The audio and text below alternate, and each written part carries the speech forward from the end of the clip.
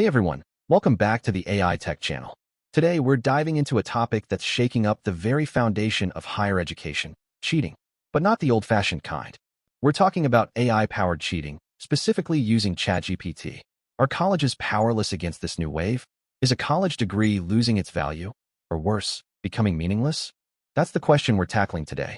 You might be surprised to hear that video games actually offer a stark warning about where we're headed. Stick around, because this is going to be a wild ride. A recent article in New York Magazine paints a pretty grim picture. Students are using ChatGPT to write essays, and teachers are struggling to detect it. One student even admitted to using AI every day and couldn't imagine living without it, even on an essay criticizing AI. The scary part? This isn't just happening at some backwater community college. This is happening at Ivy League schools.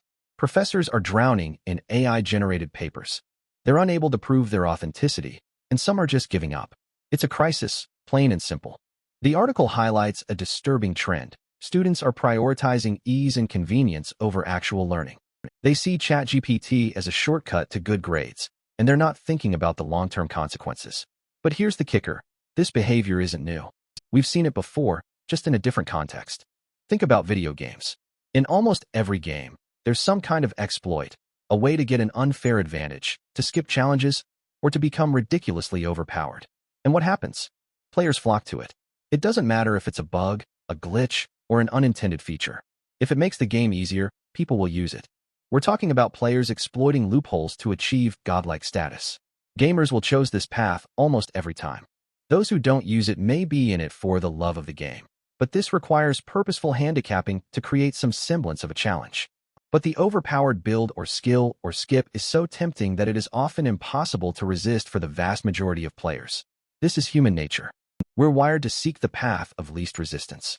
And that's exactly what's happening with ChatGPT in education. It's an exploit, a shortcut, a way to bypass the hard work of learning. The parallels are undeniable, and frankly, a little terrifying. ChatGPT is a bug, an exploit in the education system that students will now have to purposefully avoid using in order to have some semblance of challenge and friction in their education. Many students, having been pressured their entire life to get good grades and study and research for difficult tests and lengthy papers, now suddenly have a button to skip all that. Quite literally, a button. And when you're 14 to 22, you're not exactly thinking about the long-term benefits of actually getting an education instead of coasting your way to whatever degree you're seeking. If you think that this cannot be true for more hyper-specialized fields like law or medicine, I have bad news about what many lawyers are now using to write legal opinions and doctors are relying on to come up with diagnoses. The pressure to succeed, the desire for convenience, and the sheer availability of the tool are creating a perfect storm. Students who have been pressured their entire lives to get good grades now have a button that skips all of that. It's too tempting to resist. This isn't just about laziness. It's about the incentives in the education system. Grades are seen as the ultimate goal, not actual learning. And when there's a shortcut to good grades, many students will take it, regardless of the consequences.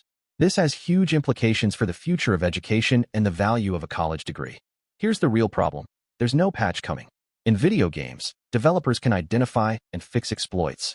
They can nerf overpowered abilities or remove glitches. But with ChatGPT, there's no easy fix. Students don't want it fixed. OpenAI and other tech giants throwing billions into AI tech don't want it fixed. And at this point, there is no actual means of stopping this. Any possible legislation is seemingly ages away, as if Congress ever does a coherent job of policing big tech in the first place. The tools to find AI-generated content are not remotely on par with the ability to generate the AI content, which is getting more complex and harder to spot by the day. The teachers and professors here are being thrust into an impossible situation. They're sometimes even going back to the Stone Age of oral reports and pencil-written essays, with little other choice. The technology is advancing too rapidly, and the incentives are all wrong. Appealing to the moral nature of good sportsmanship and ethics will not work here on the vast majority of students.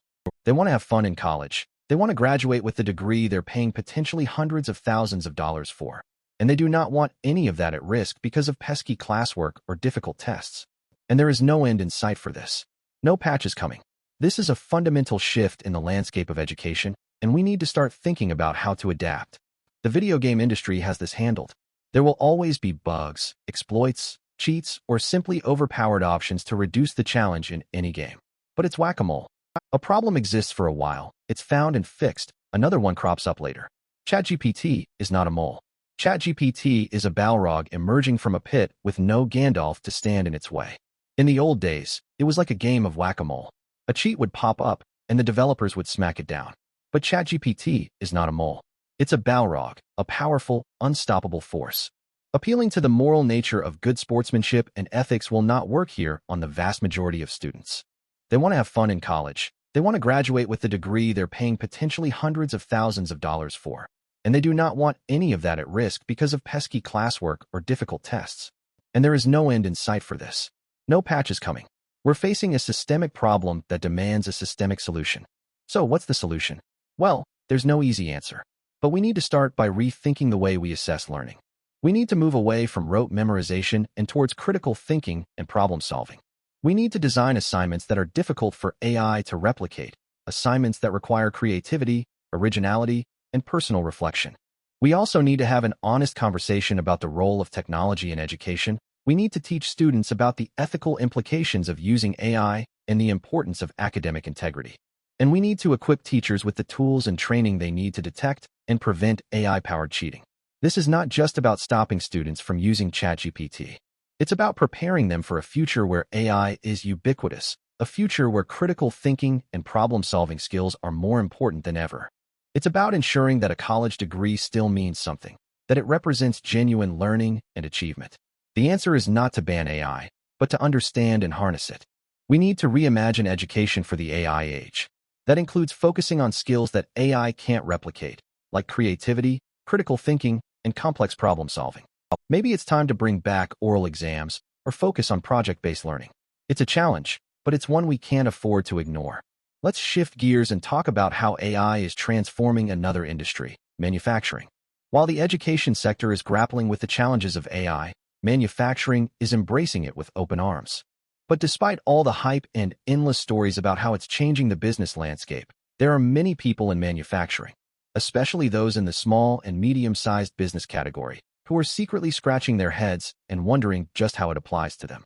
According to a Q3 2023 survey of more than 100 manufacturing and distribution executives by Sikich, a global company specializing in technology-enabled professional services, just 14% have current AI implementations on their factory floors.